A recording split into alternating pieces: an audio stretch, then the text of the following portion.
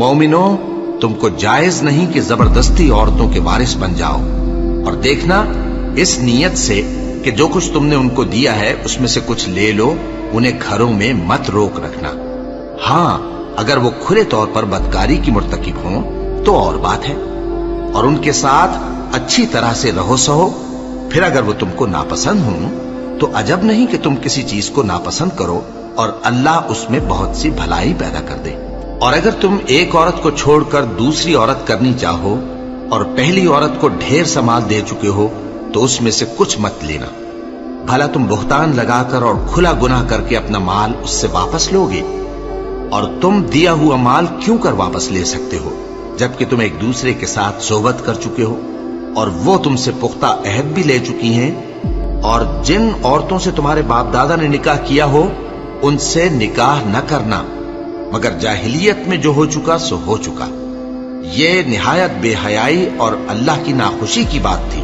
اور بہت برا دستور تھا۔ تم پر تمہاری مائیں اور بیٹیاں اور بہنیں اور پھوپھیاں اور خالائیں اور بھتیجیاں اور بھانجیاں اور وہ مائیں جنہوں نے تم کو دودھ پلایا ہو اور رضائی بہنیں اور ساسیں حرام کر دی گئی ہیں،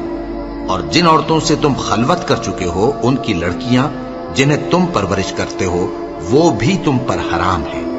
ہاں اگر ان کے ساتھ تم نے خلوت نہ کی ہو تو ان کی لڑکیوں کے ساتھ نکاح کر لینے میں تم پر کچھ گناہ نہیں،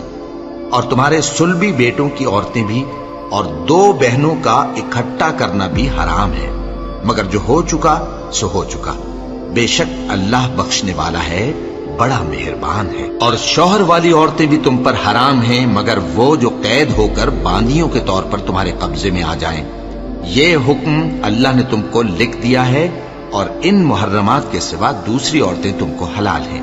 اس طرح سے کہ مال خرچ کر کے ان سے نکاح کر لو، بشرطے کہ نکاح سے مقصود عفت قائم رکھنا ہو نہ کہ شہوت پرستی۔ تو جن عورتوں سے تم لطف اندوز ہوئے ان کا مہر جو مقرر کیا ہو ادا کر دو،